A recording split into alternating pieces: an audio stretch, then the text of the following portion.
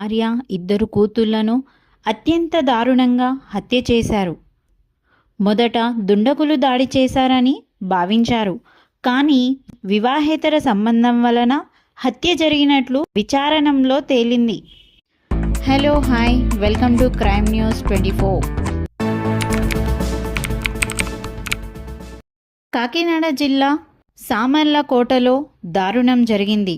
భర్త ధనుప్రసాద్, భార్య, ఇద్దరు పిల్లలు ఇంట్లోనే దారుణ హత్యకు గురయ్యారు. ఆదివారం రాత్రి ధనుప్రసాద్ డ్యూటీకి వెళ్ళిపోయాడు.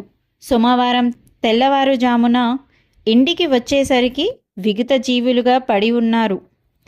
అయితే ధనుప్రసాద్ ఇంటికి వచ్చి తలుపులు ఎంత కొట్టినా తీయకపోతే అనుమానం వచ్చి తలుపులు పగలగొట్టి లోపలికి వెళ్ళాడు.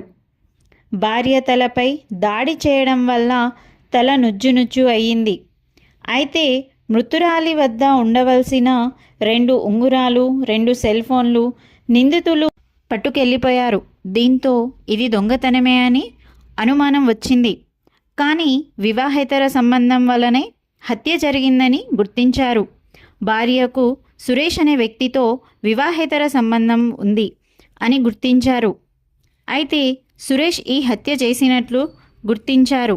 మృతురాలి వేరే వారితో మాట్లాడుతుంది అని కోపంతో సురేష్ హత్య చేసినట్లు తెలిసింది.